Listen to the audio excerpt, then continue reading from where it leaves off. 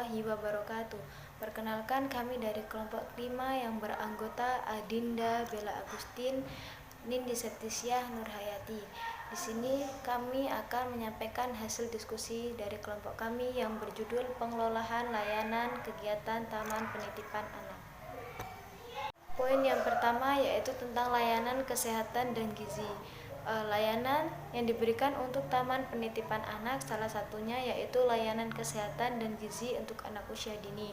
Dan kegiatan layanan ini sendiri seperti pemberian gizi yang seimbang sesuai dengan kebutuhan anak usia dini, di mana pengelola atau yang dimasak tidak menggunakan penyedap rasa atau rasa buatan. Di sini orang tua sudah berkonsultasi untuk memberikan makanan tersebut untuk anak usia dini. Selanjutnya yaitu layanan kesehatan. Di sini ada beberapa kriteria untuk layanan kesehatan di Taman Penitipan Anak. Yang pertama yaitu layanan kesehatan di Taman Penitipan Anak dilakukan secara langsung dan tidak langsung. Yang kedua, layanan kesehatan langsung berupa pemeriksaan kesehatan yang dilakukan oleh tenaga medis secara berkala. Yang ketiga yaitu layanan kesehatan tidak langsung berupa pemeliharaan kebersihan lingkungan dan alat main di lingkungan sekolah. Baik, saya Nindi Septisya. Di sini saya akan menjelaskan materi tentang layanan gizi. Pelayanan gizi di tempat penitipan anak adalah pelayanan yang diberikan pada anak usia dini dalam bentuk pemberian makanan secukupnya sesuai dengan martabat dan standar pemenuhan gizi seimbang. Layanan gizi dilakukan dalam rangka pemenuhan gizi seimbang bagi anak di TPA. Layanan gizi dilakukan melalui pemberian makanan yang sehat dan bergizi tinggi dengan memperhatikan variasi makanan, catatan kebutuhan, dan sensitivitas jenis makanan untuk setiap anak. Sangat dianjurkan bagi pengelola TPA untuk mengkonsultasikan menu gizi seimbang dengan petugas kesehatan gizi terdekat. Terdapat beberapa layanan gizi untuk anak usia dini, diantaranya yang pertama yaitu layanan gizi dilakukan dalam rangka pemenuhan kebutuhan gizi seimbang bagi anak di tempat penitipan anak. Yang kedua, layanan gizi dilakukan melalui pemberian makanan yang sehat dan bergizi tinggi dan memperhatikan jenis makanan dan lainnya. Yang ketiga, sangat dianjurkan bagi pengelola taman pendidikan anak untuk memberikan menu makanan yang sehat sesuai dengan juknis kurikulum pada lembaga taman penitipan anak. Perkenalkan, saya Nurhayati. Di sini saya akan menjelaskan materi yang kedua yaitu program orang tua.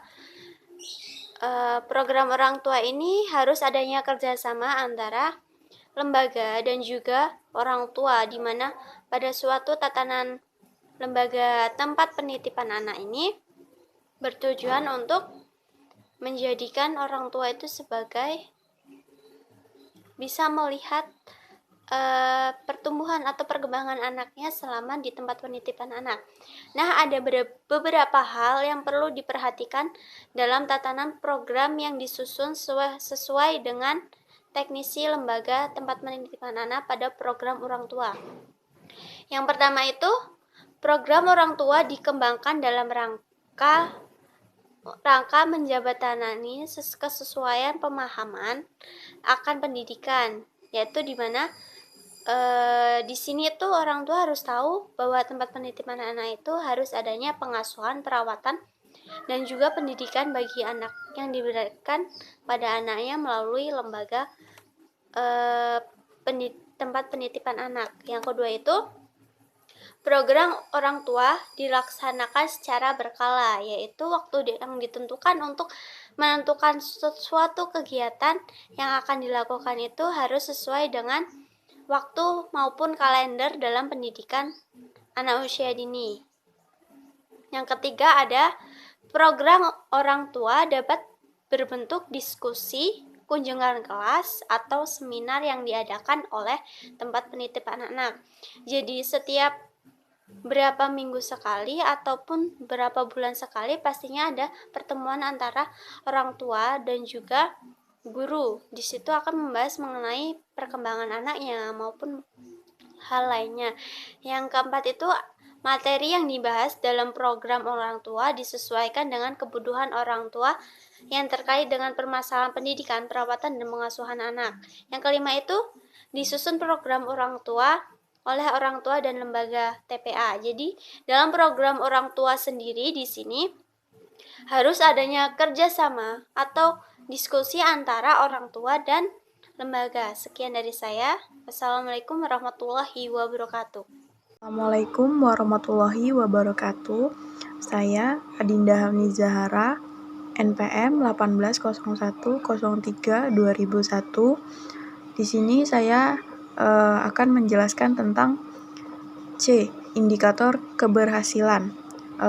Dalam sebuah program yang dijalankan oleh lembaga, terutama tentunya memiliki tingkat keberhasilan atau kesuksesan dalam program yang telah dibuat atau dilaksanakan.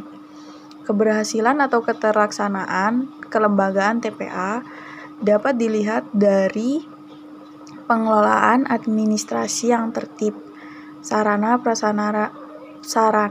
prasarana yang memadai, tenaga pendidik dan pendidik yang memenuhi kriteria serta adanya dukungan dari masyarakat. Tolak ukur keberhasilan dalam sebuah lembaga TPA yang sesuai dengan jugnisi penyelenggaraan dapat dilihat sebagai berikut, yaitu yang pertama, tingkat kehadiran anak mencapai 80%. Yang kedua, tingkat kehadiran pendidik atau pengasuh mencapai 90%. Yang ketiga, program berjalan sesuai visi, misi, dan tujuan dari lembaga tersebut. 4. Memiliki rasio pendidik sesuai dengan yang ditetapkan. 5. Kualifikasi pendidik atau pengasuh minimal mencapai 60%. 6. Memiliki kurikulum perencanaan program hasil perkembangan anak yang diadministrasikan dengan baik. Yang ketujuh, tersedia sarana 3 jenis main, sensori motor, peran, dan pembangunan sesuai dengan tahapan perkembangan anak. Yang kedelapan, data pribadi atau tumbuh kembang anak terekam dengan baik. Sekian materi dari saya dari kelompok 5, kurang lebihnya mohon maaf. Wassalamualaikum warahmatullahi wabarakatuh.